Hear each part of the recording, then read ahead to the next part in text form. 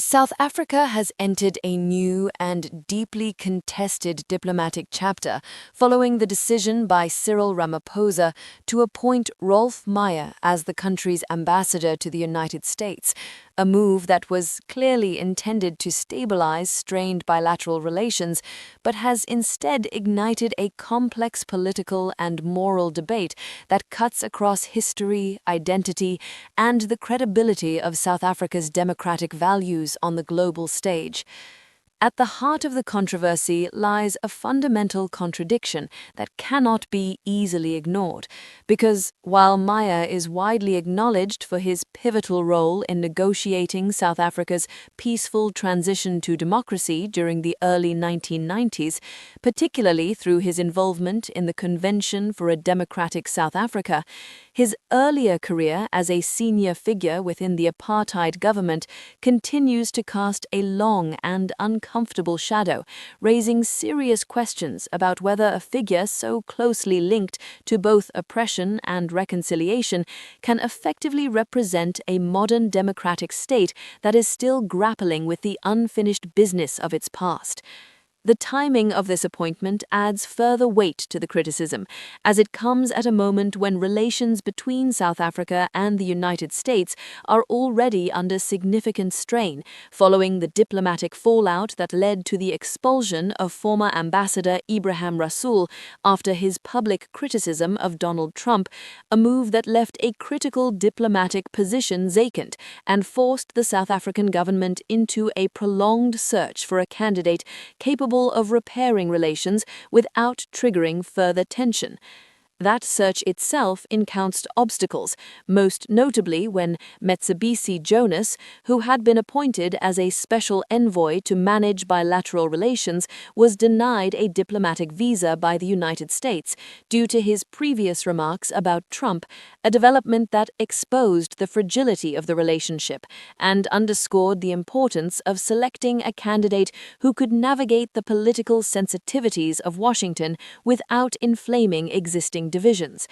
In this context, the choice of Meyer appears to have been driven by a strategic calculation that prioritizes diplomatic pragmatism over symbolic sensitivity, as his experience, negotiation skills, and perceived acceptability in Western political circles may have been viewed as assets capable of restoring communication channels and stabilizing economic and political ties between the two countries, particularly at a time when South Africa is seeking to maintain access to key trade agreements and foreign investment opportunities. However, this calculation has not been gone unchallenged, as critics argue that the appointment reflects a troubling willingness to overlook the moral weight of South Africa's history in favor of short-term diplomatic gains, with Herman Mashaba emerging as one of the most vocal opponents, describing the decision as not only misguided but indicative of a broader leadership failure that risks alienating citizens who continue to feel the lasting effects of apartheid-era policies. What makes this situation particularly sensitive is that South Africa's post-apartheid identity has been built on a careful balance between reconciliation and accountability, a balance that is constantly tested by decisions like this one, where the line between acknowledging historical complexity and appearing to legitimize past injustices becomes increasingly blurred, especially in a society where economic inequality and social divisions remain closely tied to the legacy of apartheid. From a diplomatic perspective, the appointment also raises important questions about how South Africa positions itself internationally, because ambassadors do not merely represent governments, they embody the values, priorities, and narratives of their countries, and in this case, the choice of Meyer may be interpreted by international observers as a signal that South Africa is willing to prioritize experienced negotiators over symbolic representation, even when that choice carries significant historical baggage.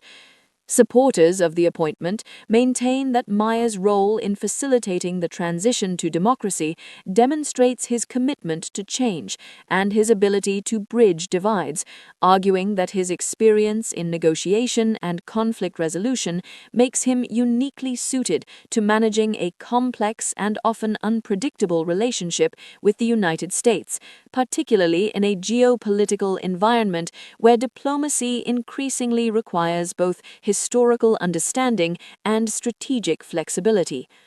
Yet this argument does not fully address the deeper concern that representation matters, especially in a country like South Africa, where the wounds of the past are still visible in everyday life, and where decisions about leadership and representation are often seen as reflections of broader political priorities and commitments to transformation. Ultimately, the controversy surrounding Maya's appointment highlights a larger and more uncomfortable reality, which is that South Africa is still navigating the tension between its past and its present, between the need for pragmatic governance and the demand for moral consistency, and between the desire to maintain strong international relations and the responsibility to uphold the principles that define its democratic identity. As this debate continues to unfold, the focus will not only be on Maya's performance as ambassador, but also on what his appointment reveals about the current direction of South Africa's leadership, particularly in terms of how it balances historical accountability with strategic decision-making in an increasingly complex global environment. What is clear is that this is more than a routine diplomatic appointment. It is a moment that forces South Africa to confront difficult questions about who it chooses to represent it, what message those choices send to the world, and how the country defines itself in relation to its own history, a process that remains as critical today as it was during the transition to democracy.